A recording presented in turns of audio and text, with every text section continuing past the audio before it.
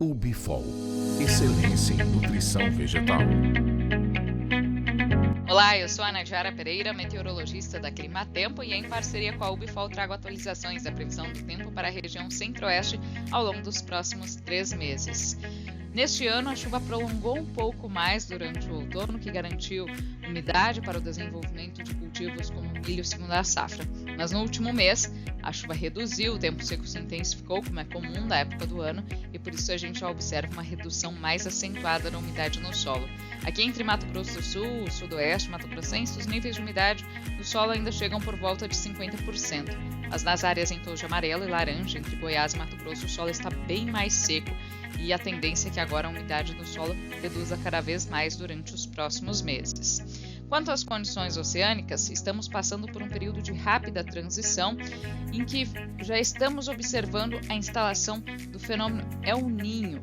Tivemos aí um período curto de neutralidade climática durante o outono e agora já observamos que o Oceano Pacífico Equatorial, aqui na região desta caixinha, já está mais aquecido do que o normal, principalmente a faixa leste do oceano. A gente pode acompanhar isso também aqui nesta tabela, onde estão registrados os índices que são medidos no Oceano Pacífico Equatorial em sub-regiões. Esses índices eles são utilizados para a classificação de fenômenos climáticos como El Niño e Laninha, especialmente esse índice aqui 3.4, e ele já atingiu o limiar para El Niño, que é de meio grau positivo.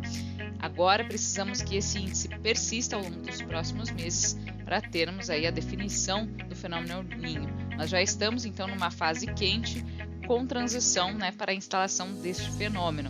Aqui a gente pode acompanhar nesse gráfico a previsão probabilística para a ocorrência de fenômenos climáticos como El Niño e Laninha. E a partir agora do trimestre maio, junho e julho, a probabilidade é acima de 80% para a instalação do El Niño.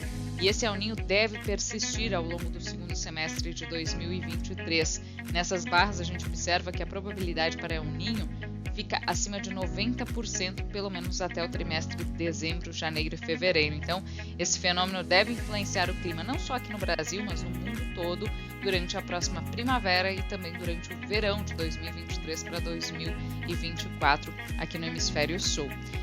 Quais são os impactos deste fenômeno? Normalmente, o fenômeno El Niño, por ser um fenômeno caracterizado pelo aquecimento do Oceano Pacífico Equatorial, também deixa a atmosfera mais quente, então deve reduzir o risco para frio extremo sobre a área central do Brasil durante o próximo inverno.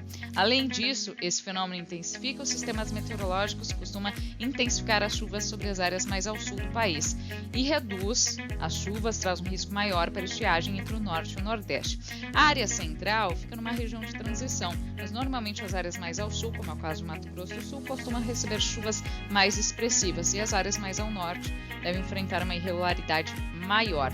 Os efeitos do fenômeno El Niño deste ano devem ser mais marcados no segundo semestre, especialmente entre primavera e verão, e além disso, esse fenômeno pode chegar até forte intensidade. As projeções mais de longo prazo estão indicando que esse fenômeno pode ser um dos fenômenos mais fortes ao longo desde que se tem registros. Então, temos que monitorar e acompanhar essas informações ao longo dos próximos meses. Vamos acompanhar agora quais são as expectativas para os próximos 3 meses quanto à distribuição de chuva e temperatura. Para o mês de junho, aqui nesta tela temos o primeiro mapa, que é a climatologia, o que é normal chover no mês de junho, e o segundo mapa, o desvio da precipitação previsto para este mês. A gente pode observar que em grande parte do centro-oeste costuma chover pouco no mês de junho e a expectativa é para condições dentro da normalidade. Nestas áreas aqui em branco a gente não tem desvios significativos de precipitação.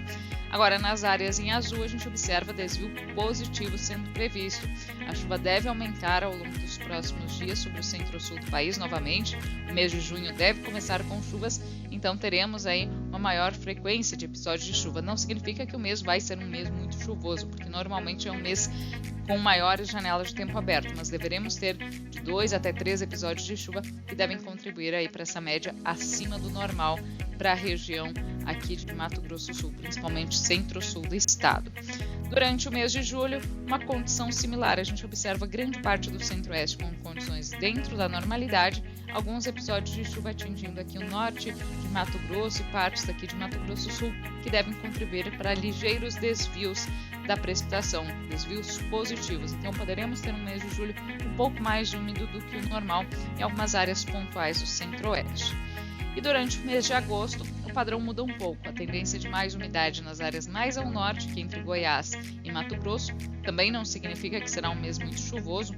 1 ou 2 episódios podem ser suficientes para superar essa média, porque a gente observa aqui que a média sobre essas áreas aqui em tom de vermelho é uma média muito baixa. Então a gente pode ter aí alguma chuva que supere essa média que é normal para o mês de agosto. E as áreas mais ao sul de Mato Grosso do Sul com tendência de ser um mês mais seco do que o normal. Quanto às temperaturas, o primeiro mapa representa a previsão mínima, a previsão de temperatura mínima absoluta prevista para o próximo mês, para o mês de junho, e o segundo mapa, a previsão de temperatura máxima absoluta prevista para o mês. A gente acompanha que o frio mais extremo fica concentrado no sul do Brasil, nessas áreas em tons de lilás, roxo do mapa. Eventualmente poderemos ter ondas de frio um pouco mais intensas chegando até o extremo sul de Mato Grosso do Sul, mas em grande parte do centro-oeste, apesar do declínio mais significativo das temperaturas, que é normal da época do ano, por enquanto não tem indicativo de extremos, não tem uma previsão para ocorrência de geadas. Lembrando que com o aquecimento do Oceano Pacífico, a tendência de uma atmosfera mais aquecida reduz o risco para a ocorrência de frio extremo sobre a área central do Brasil. E mesmo que as ondas de frio avancem um pouco mais pelo interior do Brasil, esse frio não deve ser duradouro e também não deve ser frequente.